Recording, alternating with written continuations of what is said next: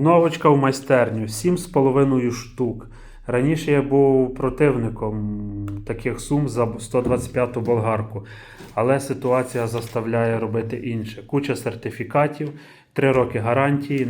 Пояснили, що навіть якщо ви втроєм будете працювати без перекурів і ви її спалите, то це підлягає гарантії. Не підлягає гарантії тільки якщо ви її втопите в воді, а це все під гарантію. Але, як пояснили, вам не вдасться її кончити.